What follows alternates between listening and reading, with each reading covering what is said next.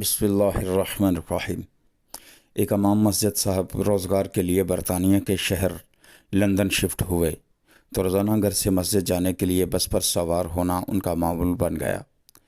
London पहुंचने के हफ्तों बाद लगे बंदे वक्त और एक ही रूट पर बसों में सफ़र करते हुए कई बार ऐसा हुआ कि बस भी वही होती थी और बस का ड्राइवर भी वही होता था।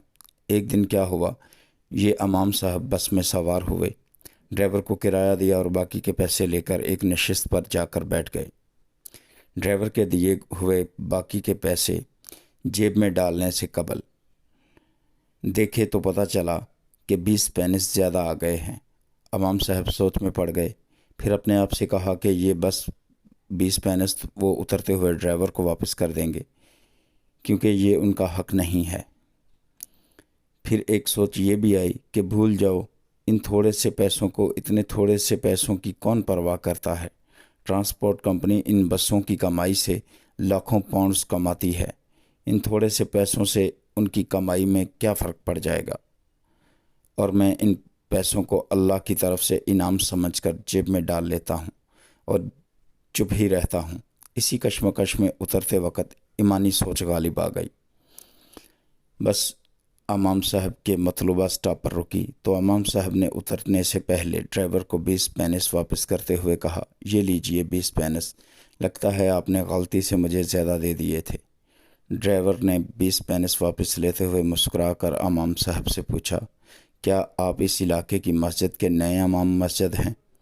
मैं कुछ अर्सा से आपकी मस्जिद में आकर इस्लाम के बारे में मालूमात लेना चाह रहा था। ये 20 पेनिस मैंने जानबूझकर आपको ज़्यादा दिए थे ताकि आपका इस मामूली रकम के बारे में रवैया परख सकूं। और इमाम साहब जैसे ही बस से नीचे उतरे, इन्हें ऐसे लगा जैसे उनकी टांगों से जान निकल गई है। गिरने से बचने के लिए एक खंबे का सहारा लिया, आसमान की तरफ मुंह उठाकर रोते हुए दुआ की, या अल्लाह मुझे माफ़ कर देना, मैं अभी इस्लाम को 20 पेनिस में बेचने लगा था।